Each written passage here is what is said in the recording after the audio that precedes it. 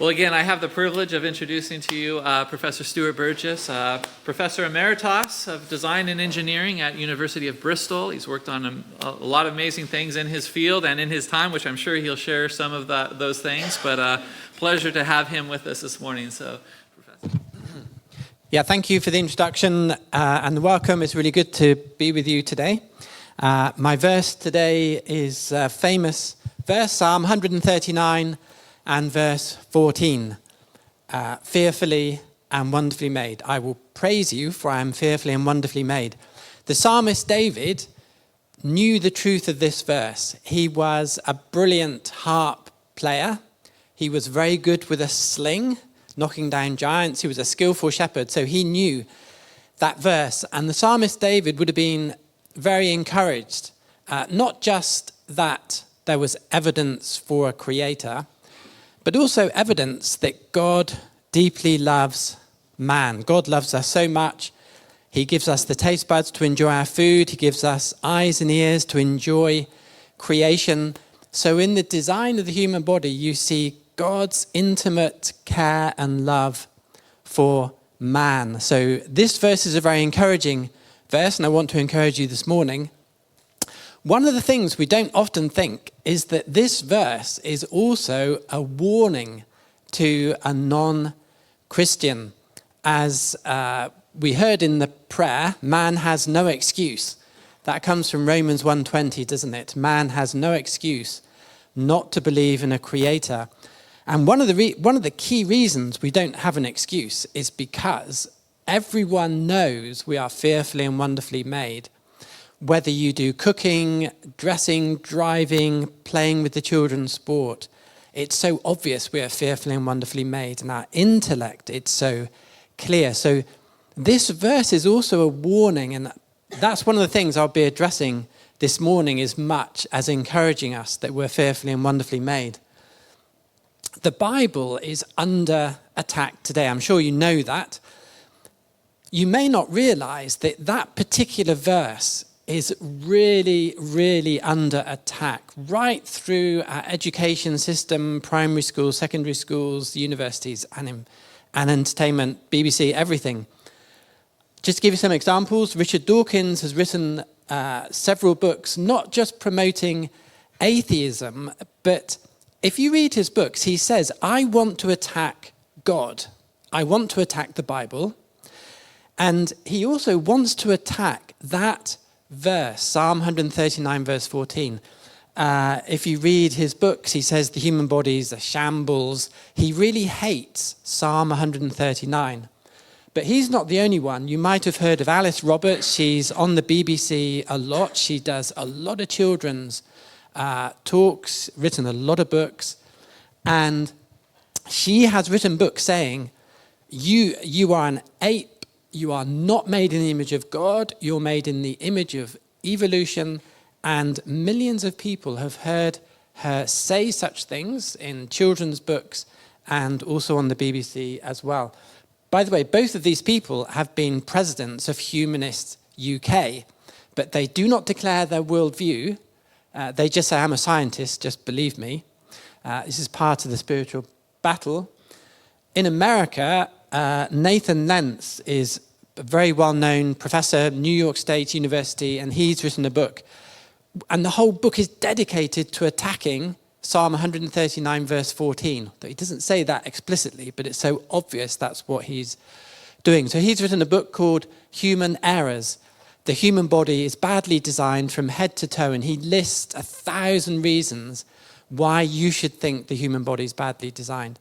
He's also in a homosexual marriage, and some other aspects of his life are quite interesting. Probably the most interesting I find, I was asked to do a book review of a book called The Not So Intelligent Designer. Abby Hafer, who's a professor in the States, she was at Oxford University, and all through this book, I've got a copy here, she is really disrespectful to the Bible, to God, but in a way she's more kind of honest than the other one. She admits she is attacking the Bible, and she's trying to convince everyone, you're not made in the image of God, you are made in the image of an ape. And in this talk, I'm going to mention what these people are talking about. And the reason I'm going to do that, one reason is I want you to be aware of what children are being taught in schools and universities. For those of you who do homeschooling or Christian schools, you'll be very relieved. I don't want to criticize people who have children in state schools. My family have had children in state schools, but I want you to be aware of what children are being taught so that you can make allowance for that, and just to be aware. There is an incredible spiritual battle going on. 4 years ago, I was contacted by the Discovery Institute in the United States. They're based in Seattle, and they said, could I work for them? I said, yes, please, that would be great. And they've asked me to write a book in response to these, also to do television interviews, also to do podcasts and other things. This year, I will go to the United States 3 times, 3 conferences speaking against these books. In 2 weeks' time, I actually hand in my book, which is probably why I look a bit dazed at the moment. Every day I'm asking my wife, what day is it today? And what am I doing today? So there is a great spiritual battle. We have this incredible contrast between the Christian worldview, man made in the image of God, and what is becoming a really entrenched worldview that children are taught. You're not made in the image of God, you're made in the image of an ape. You're not a spiritual person, you're just an animal. And as time goes on, the education system is more and more putting that into the syllabus, not because scientists are asking, but because the British Humanist Society, and they're now called Humanist UK, they really have the ear of Parliament. In 2006, I was invited to Parliament to a select committee to discuss teaching of creation, evolution in schools. I was in a minority. What I learned in that meeting is that politicians, government, get more letters from Humanist UK than they get from Christians on asking for humanism to be put into the syllabus. And there are more MPs in the Humanist Society than the Christian Union in Parliament. So there's a tremendous spiritual battle going on. So for the main part of the talk, before kind of an application, I'm going to go through 10 parts of the human body to encourage you, not just that there's a creator, but the creator really cares for you, what he's done in your body. But I also want to tell you what some of these people like Richard Dawkins have been saying about the human body. Because you might also be asked by a non-Christian, if you're witnessing, they might say, I've heard the eye is wired backwards, and I've heard that the back is a bad design, we choke because the throat's the wrong design. So I'm going to give you some answers if you are asked those questions. So I think there's a practical help in this.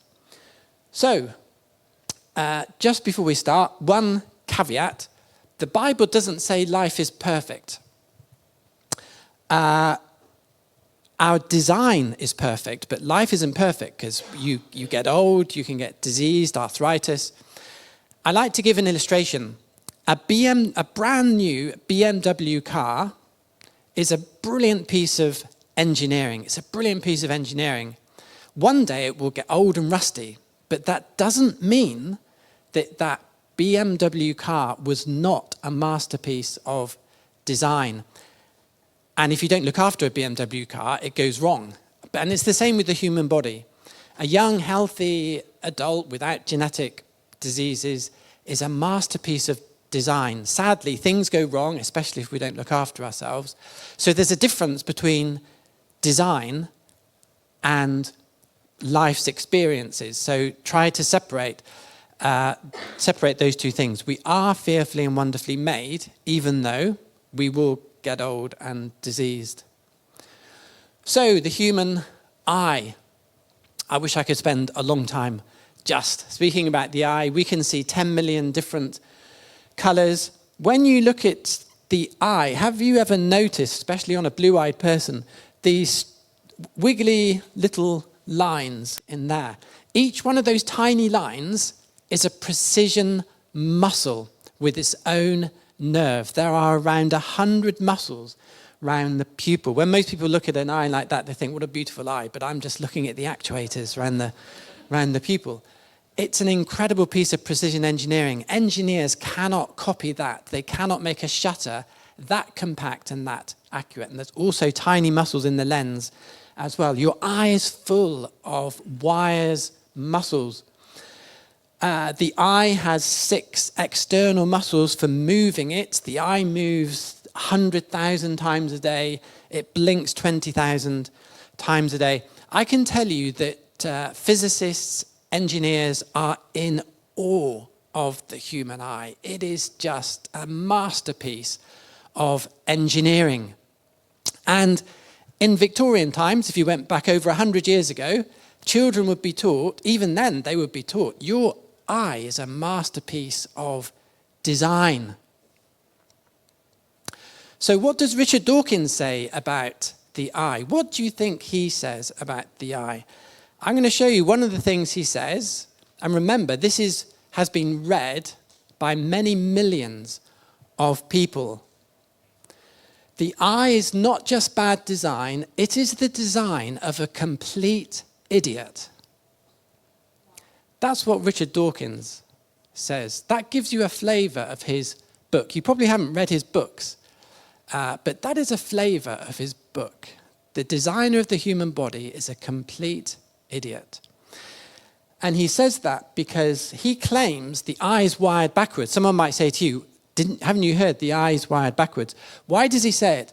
Light comes into the eye, and at the back there's a retina. And the light detecting cells are at the back of the retina. So the light has to go through the retina to get to the light detecting cells. And Richard Dawkins says, and people used to think, many still do think, this is degrading the light as it goes through the retina to get to the light detecting cells. Now, a sensible engineer or scientist would say, well, maybe I don't understand the design fully. But atheists are very quick to say, oh, that looks wrong. It looks wired backwards. And this is repeated in many school books, many university books. But interestingly, in the last 10 years, some scientists have discovered the eye is not wired backwards. Because a few researchers, actually they're some from Israel, from some Jewish researchers working in Germany, they discovered there are special cells called Muller cells that guide the light through the retina. People hadn't realized light was not degraded going through the retina, but it was guided by these cells. Not only was the light not degraded, but it even did signal conditioning. It actually improved the light as it went through the retina. What Richard Dawkins thought was the weakness of the design was the brilliance of the design. And that's been published over the last 10 years. More and more papers have been produced by these physicists from originally from Tel Aviv University, and other people are now doing that. Interestingly, books by Dawkins and co, they're not confessing, we got it wrong. We shouldn't have jumped to such a conclusion. They're not even correcting their books. Many school books are still stating that the eye is wired backwards, and it's totally incorrect. Okay, the amazing cardiovascular system. Did you know you have 60,000 miles of blood vessels in your body, 10 billion capillaries, and 3 billion heartbeats in a lifetime? As an engineer, what I find just astonishing about the blood circulation system is that in our body we have trillions of cells. It might be something like 30 trillion cells. You just can't imagine that number. No cell in your body is more than 2 cell distances from a capillary.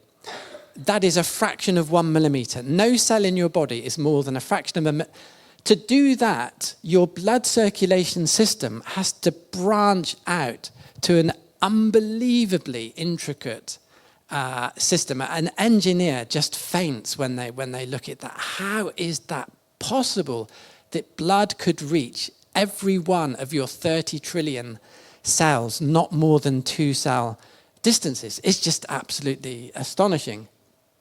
Richard Dawkins says this in his book: I think it would be instructive exercise to ask an engineer, well, he hasn't asked an engineer, to draw an improved version of the arteries leaving the heart instead of the haphazard mess that we actually see if you open a real. In his book, he talks about the mess. If you open the human body, all you see is a mess on the innard. So he's claiming the heart is badly designed.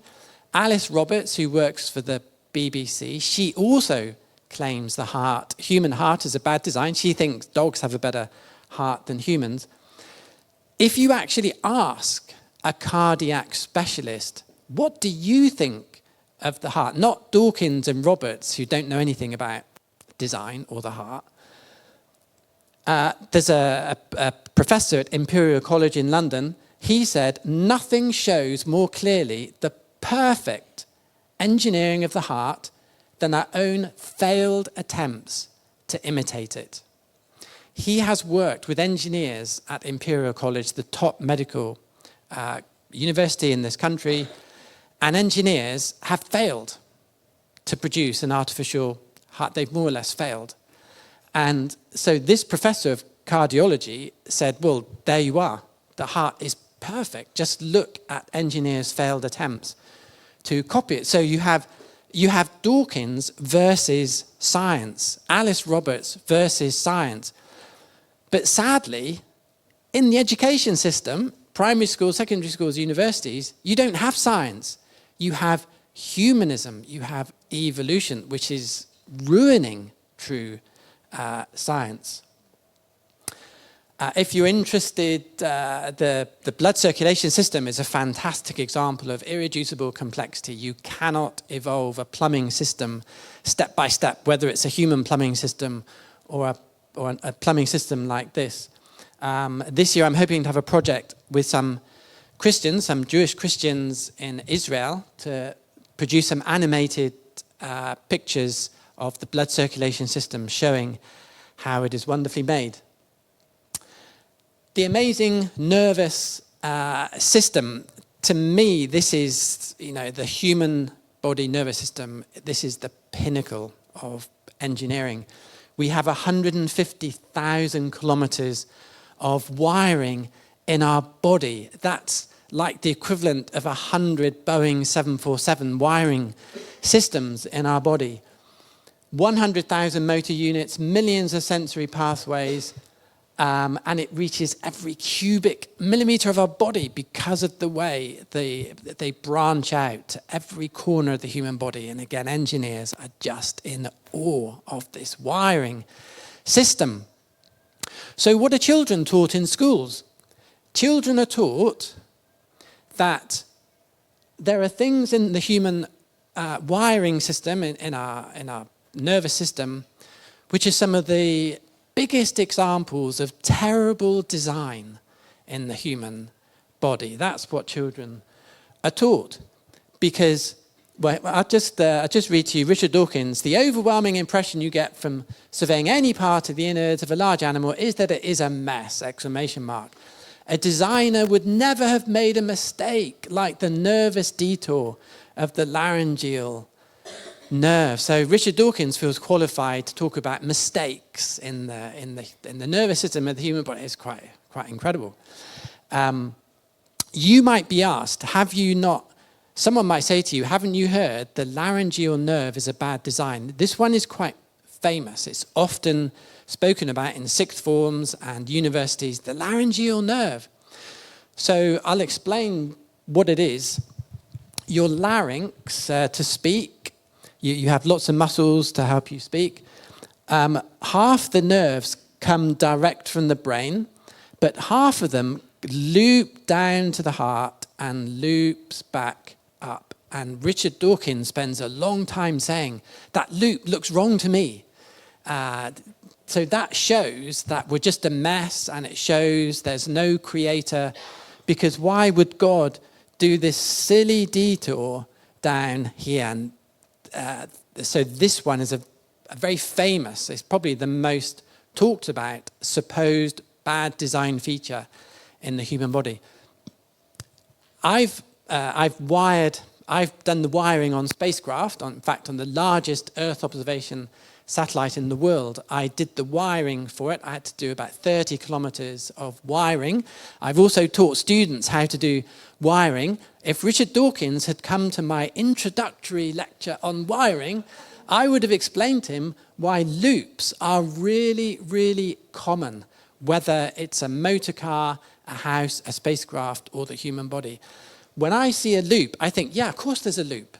You always use loops in wiring system. There's lots of reasons for it. But Richard Dawkins hasn't spoken to an engineer, and he knows nothing about wiring, knows very little about design. I think he would fail my first year design class if he was on that.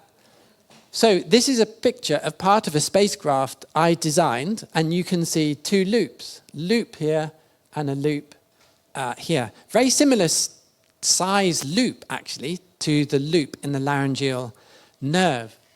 And one of the reasons I have a loop is to carry a different wire, because these are the power wires from a solar array, but I also had to route some little thermostats to measure temperature, and I got them to copy the same path, so I put them in a loop. Interestingly, this is exactly what you see with the human laryngeal nerve. It has what's called intermediate connections to the esophagus and to the trachea. They couldn't go on their own, so it was helpful for them to piggyback onto another wire, which is why you sometimes get some roots and you think, why is that routing over there? Well, you have to route that in order to join it with other wires. You also have to take into account the way something is assembled. Engineers often have loops so that you can physically assemble a system. The human body grows from the womb and all the organs move apart. And that's another major reason why you would expect to see certain loops in the human body. So an engineer thinks, well, this is normal. But Dawkins and others claim it's a bad design. By the way, this is the wiring system on the space shuttle, and you can see lots of loops. There's a loop here and a loop over there. And that looks complicated, but that is so simple compared to the wiring in the human body. The amazing human foot. Leonardo da Vinci said the foot is a masterpiece of design and a work of art. Leonardo da Vinci was a brilliant designer and anatomist, so his comments carry a lot of weight. Modern science has proven Leonardo da Vinci to be absolutely correct. One of the reasons the foot is so incredible, it can be both stiff and flexible. And that's so difficult that engineers have failed to copy that in prosthetic feet. It needs to be stiff, so you push off when you're walking and running, but when you land, it needs to be very flexible, and your foot can instantly change from being flexible to stiff without you thinking about it. It just adjusts, and engineers cannot make prosthetics that can do that split-second adjustment. I've written quite a few papers on the biomechanics of the foot. If you're interested, there's one at the top, and I explain how the foot has these incredible arches, completely different to an ape's foot, which is a very flexible foot, a little bit like a hand for grasping branches. But we have these amazing arches. I've written various papers on that, and at Bristol University, I have actually produced quite an advanced prosthetic foot and published on that as well. But Nathan Lentz, he says, the ankle is a hodgepodge of parts that can do nothing but malfunction. No engineer would design a joint with so many separate parts. Nathan Lentz, he's just like Richard Dawkins. He hasn't actually spoken to an engineer. But they're so arrogant in their thinking, they just assume that an engineer would support everything they're saying. But they obviously haven't spoken to any engineers. And what it comes down to is this. Instead of following science, they're following a worldview. They're following the evolutionary worldview. Because if you follow through the evolutionary worldview, the human body should be a mess. If evolution is true, the human body should be a mess. And because they're so convinced evolution is true, they're therefore convinced the human body is a mess. And therefore they're convinced the engineers would agree with them that the human body is a mess. You see all these assumptions piled on top of each other, but in a way it's almost humorous. But what is sad is that this is taught to our children. I can show you scientific papers that say when athletes get problems with their ankles, their knees, their hips, it is not because of the design of those joints. It's because of the way they are used or abused. It's because they're training wrong, they're loading wrong. It's not to do with the design of the joint, or it's to do with a disease like arthritis, but it's never the design. The amazing human knee joint, this is one joint. I've spent most of my career studying this joint, producing many scientific papers. It is an incredible joint. It's called a floating joint because it's something that engineers rarely try to do. A floating joint, it's a very complicated joint. But the reason we have such a large range of motion, you can see on the left, is because it's a floating joint. It's not like a hinge joint with a pin that's in one position. It can also rotate for skiing, very high strength, good for locking. I could do a whole lecture just on the knee. I've had PhD students producing scientific papers, but I just want to quote you, again, this is from Imperial College in London, and here's a quote from a journal paper. It is remarkable that the knee joints undergo millions of cycles of loading, showing no symptoms of wear. If you have an engineered prosthetic knee, they're brilliant pieces of engineering, but they start to show wear in about 1 month. If you have a healthy human knee, it can, after 80 years, a really healthy knee can show no signs of wear after millions of cycles. And at Imperial College, you can read journal papers where, because I know the people at Imperial College, and they'll say they're in awe of the human body. But what is so sad, if you go into a school, into a primary school, what they should be told is that engineers and scientists who actually do the work in the lab, they are in awe of the human body. That's what children should be told. And it's there in black and white. But they're not told that. They're told the design of the human body is a complete idiot. It's a mess. They're told the complete opposite of the truth because the humanists have got hold of the national curriculum, not scientists. I speak to some of my scientists and I say, have you seen some of these books? And they say, yeah, they're complete rubbish. They're written by people who don't know what they're talking about. And then I say, but are you concerned that children are reading some of this? And they say, well, I don't want to get into politics and other things. I don't want to put my head above the parapet. But it's so sad when you know what scientists actually think about the design of the human body. Nathan Lentz, we have several defects in the knee. The anterior cruciate ligament is vulnerable to tearing in humans because of our upright bipedal. It's a bad design. By the way, today you do hear quite a lot about ACL injuries, like in women's football and so on. If you go back 100 years ago, these injuries were really rare, very rare. The reason they're not rare today, I'll give you some reasons. One is people do dangerous sports today, like skiing, American football. There's a lot of people are overweight. Poor childhood, when children do not run around, climb trees, they then, for the rest of their lives, have weak joints. Poor lifestyles or training the wrong way. we have a lot of unhealthy modern lifestyles today, and ACL injuries are more common for that reason. But in past generations, it was actually rare to get these kind of injuries. But Nathan Lentz is using that to claim bad design. The amazing human wrist joint. I've just written a paper on this. This is one of my favorite parts of the human body. The wrist is very much kind of underrated, underappreciated. There are 8 bones you can see in the human wrist.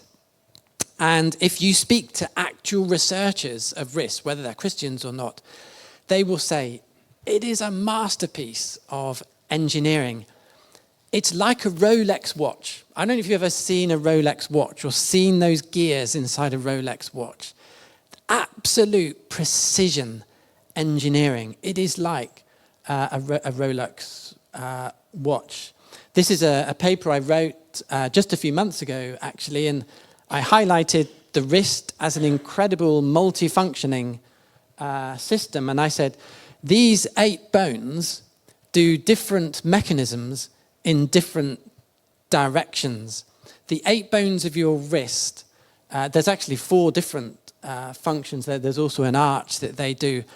And in that paper I said, I did actually say, it's a secular journal, and I did say this is a challenge to the theory of evolution. I actually wrote, I thought it's not time to be cautious anymore, so I just wrote that in the paper, and it got through and it's been published. Because God is a genius in the way he can use the same 8 bones to form mechanisms in 4 different directions. It's just absolutely incredible. Nathan Lentz says this: the wrist is way more complicated than it needs to be. The wrist bones are like a pile of rocks, which is how useful they are to anyone. No sane engineer would design such a joint with so many individual moving parts. It clutters up the space. Well, I've just written a paper saying this is the pinnacle of engineering. This is the pinnacle of packing so much functionality into a small space. That's just been published in a secular journal. And he is saying the complete opposite. It's like, imagine a 5-year-old child looking at a Rolex watch and saying, that's like a useless pile of rocks. It's cluttering up space. It's a useless piece of engineering. You say, well, I think you need to go and speak to an engineer and learn a bit before making such things. But sadly, this is exactly what Nathan Lentz is doing, and it's getting into the education system. It is in the education system. The amazing human back. Here are 2. Well, on the left is an actual X-ray of someone bending their back. The human back, like the foot, the brilliance of the human back is that it is both strong and flexible. Very strong, very flexible. It's also an incredible integrated structure. If you like irreducible complexity, that's a brilliant example. Incredibly, the spine is starting to grow just when the embryo is just a few weeks old. And the way, just try to comprehend how this could become integrated just as the embryo is growing. It is another marvel, masterpiece of engineering. Nathan Lentz again, lower back problems caused directly by design flaws in humans. Our vertebral discs are not designed the right way. Doesn't say it based on evidence, but based on what evolution predicts. Engineers at Southampton University and Bristol University are desperately trying to copy the design of the human back to produce better bridges for the future.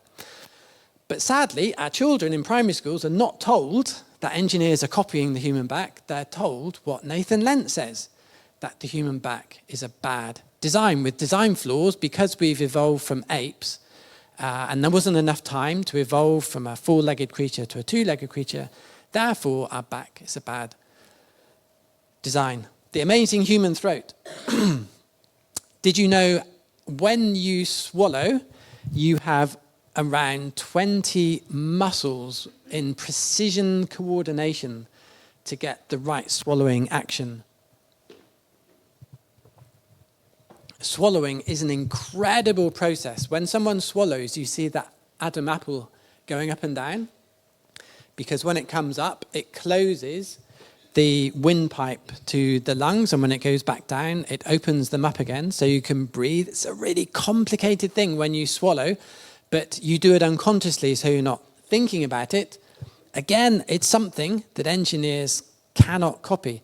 At Bristol University, they have a world-leading centre for producing artificial larynxes and parts of this body, and they will tell you how difficult it is to copy parts of the human body. Singing is the most incredible thing. If anyone says to you, what's the best evidence of design in the human body? A good example is to say, the beauty of singing.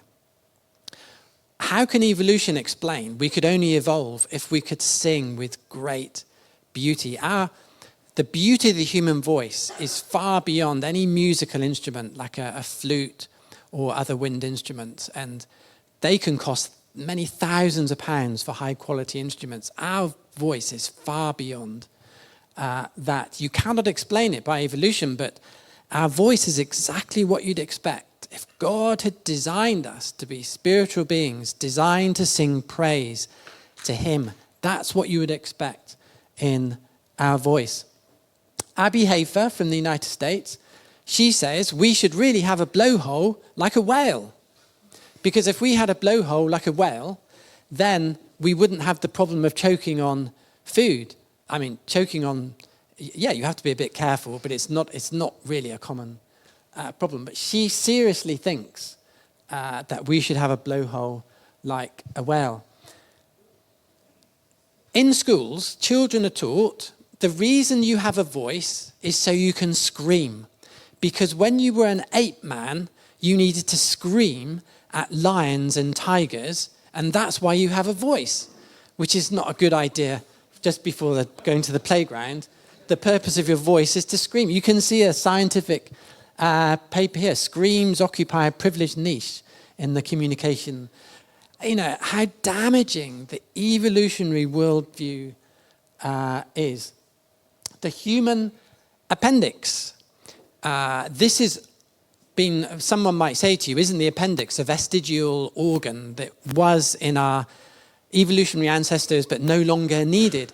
Well, the answer is it has been found to be needed in the immune system. And yes, you can live without it, but you're better off with your appendix. It's better for your immune system not to have it.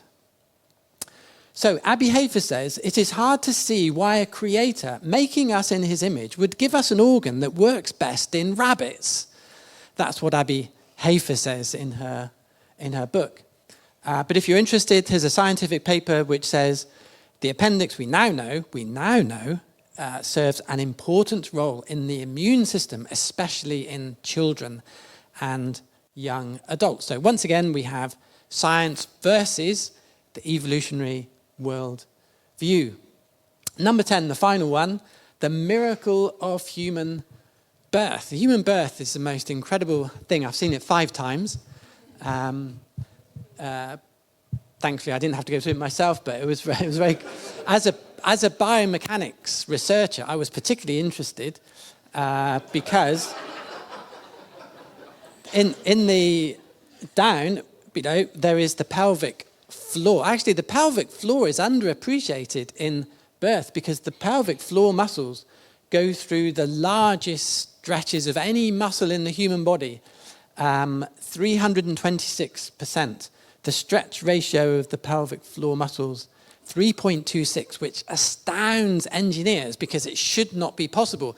But the body produces hormones and it sends chemical messages to those muscles, and the muscles change structure. Is quite incredible. The processes that go on, not just the mother, but the baby. It's a miracle of birth. But like everything else, this has also got to be attacked by the evolutionists and the humanists. So this is what Abby Hafer says. One would think that a benevolent creator, she's very sarcastic in the book. This is a book read by students and children. One would think that a benevolent creator would not make childbirth into such a problem in the first place. Now, a wise creator would have solved this engineering problem easily by doing something like this. So women supposedly should have a pouch like a kangaroo.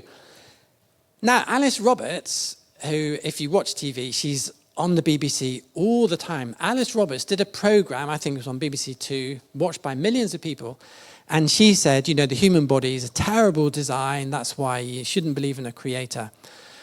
And she said, I tell you how the human body should be designed. So Alice Roberts has designed a better human body, and this is what she has designed. And she did a version of herself. So this is Alice Roberts as a version of herself. She has a pouch for a baby, so it doesn't have to give birth. She has emu legs, giant three-toed feet, frog skin to block UV rays, bat eyes and ears, a dog's heart with one artery, and lungs like a swan. And if you want to see that's actually BBC 4 in 2018. So she says, not only is the human body a bad design, but I could design it better like this. And apparently in one museum you can actually see a model of Alice, which is just a complete joke. She doesn't seem to understand how important the human foot is and every other part of the human body.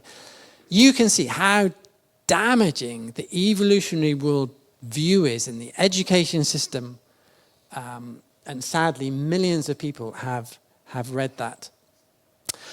Okay, 2014, you might remember, in 2014, evolution was brought into primary schools around this country.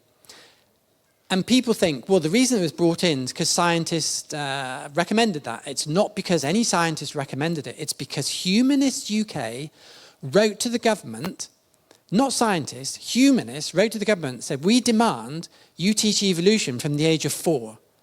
And after pressure, they gave in. They said, OK, we will. And if you don't believe me, look on the British Humanist Association website, and they're saying our campaign worked. We campaigned for this, and now children are taught evolution from the age of 4.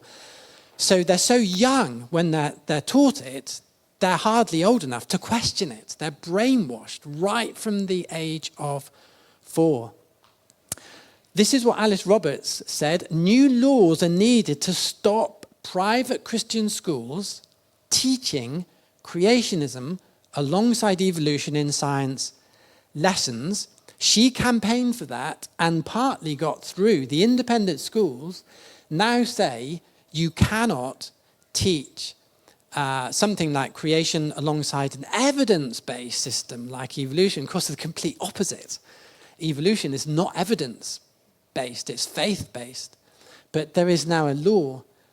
You have to be very careful how you teach creation now in schools because of Alice Roberts. So it'd be bad enough if Alice Roberts was just teaching millions of non-Christians a massive lie. There is no creator. That would be bad enough. But she wants Christians to be taught the same lie, even in a Christian school. This is the spiritual battle we are in today. We once bought a Doreen Kindley children's book, and I was horrified by something I read. We love flowers for their colours and shape, yet their loveliness is not for us. It's to attract small creatures. That's a children's book. The beauty of flowers, not for us, it's just for a fly and an insect.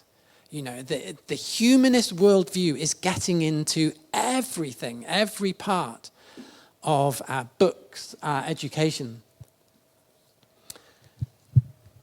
The human hand is incredible. If you watch a pianist play 15 notes per second with one hand, one of the Psalms, the psalmist David once wrote in one of the Psalms, if I forget Jerusalem, let me lose the skill of my right hand. He knew the skill of his right hand. And we should give thanks for the skill of our right hand. Children are taught the reason for your hand is to form a fist and to punch someone in the face. That is the reason for your hand, which is not a good thing to tell them just before they go to the playground. That is the purpose of your hand. There is a scientific paper here, protective buttressing. This is the origin of our hand, to form a fist and to punch someone in the face, and to hold a club and to bang someone over the head. That's what evolution teaches. There is a spiritual battle. I have an email file where I keep all the horrible emails I've had from people, and some really foul-mouthed emails I have had. This is one. I once had an email from the Brights Atheist Association, a big atheist association, and they thought it was very serious that I would speak to any student about the possibility of a creator, and they're going to take this to the next stage. They wrote to my vice-chancellor. In my book, in the final chapter, I'm going to have some of these emails listed out, showing the spiritual battle that we're in. But there is a fight back, which is why I've been working for the Discovery Institute the last 4 years. In 2022, I published a paper on the foot, and I went through all of the errors, the catastrophic errors of Nathan Lentz, and I said, Nathan Lentz has got this completely wrong, completely wrong, completely wrong. Last year, I published a paper on a prosthetic foot. This is the paper I wrote in a secular journal, which said a major challenge of irreducible complexity. But I would like to share with you the biggest encouragement I've had. Last year, I had a very big encouragement in August, because for the last 30 years, I've been thinking about Darwin's iconic homology argument. In secondary school, children are shown this diagram here in GCSE biology, GCSE and A-level biology. The layout of the limbs of humans, mammals, birds, whales, frogs is very, very similar. And this was Darwin's inspiration for the theory of evolution, the homology, the similarity in the bones. And children are taught this is the one great proof of evolution. And over the last 30 years, I've been thinking Darwin has got this completely wrong, because he is assuming this isn't the best optimal design for each creature. He's just assuming. And he actually says, in the whale, it doesn't make sense to have a wrist and an elbow. Therefore, that proves evolution. And many people would say this is the one evidence for evolution that gives them confidence. Why would a whale have an elbow, a wrist, and fingers? Last summer, I wrote a paper, a huge paper, 15,000 words, and the title was Universal Optimal Design of the Vertebrate Limb Pattern and How Darwin is Absolutely Wrong.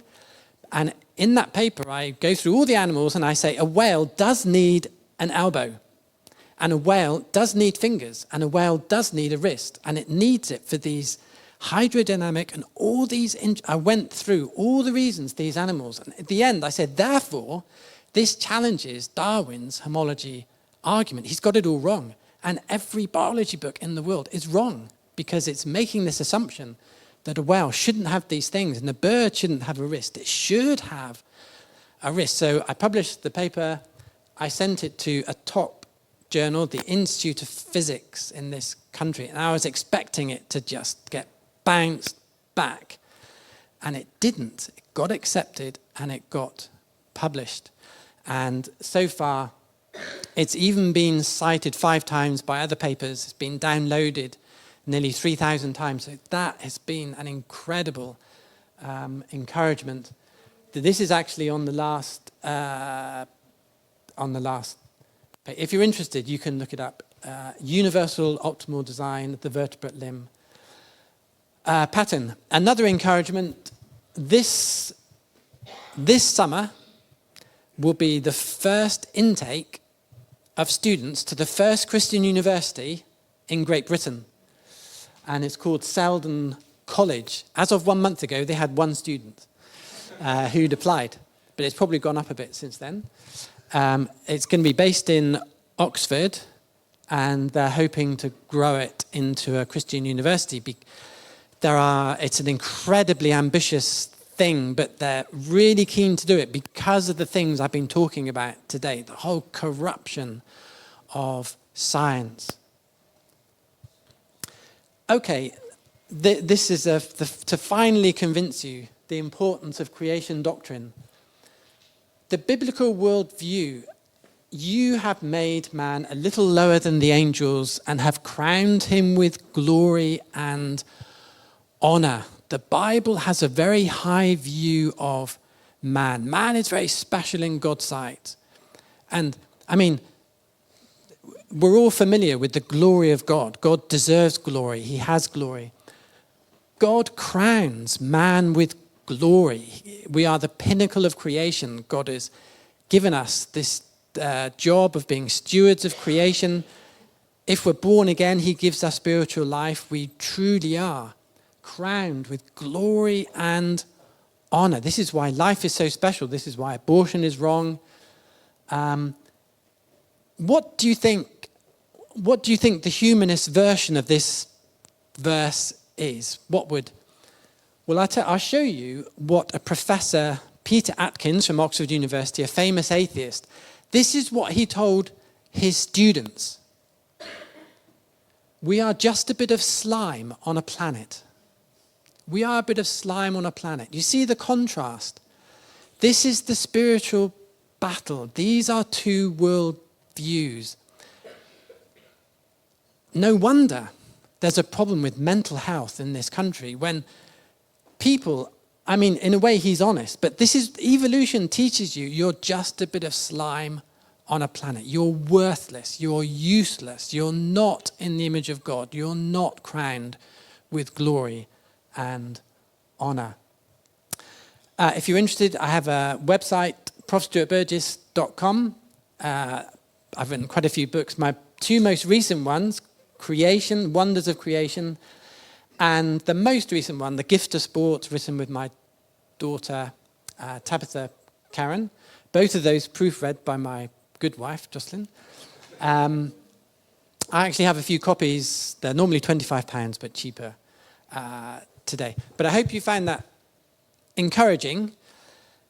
But as I've explained, it's partly a warning. If you're not a Christian, you need to make yourself right with God. You need to seek salvation, to trust in the Lord Jesus, to confess your sins. If you do that, you'll appreciate your own wonderfully made body much more if you realize there was a designer, creator behind that, one who loves you. And it's important to beware. Once you go out into the world and you start watching the BBC, you will be deluged with these lies, evolutionary lies, atheistic lies. So obviously a big part of my talk has been to do that. I hope that's encouraging. Thank you.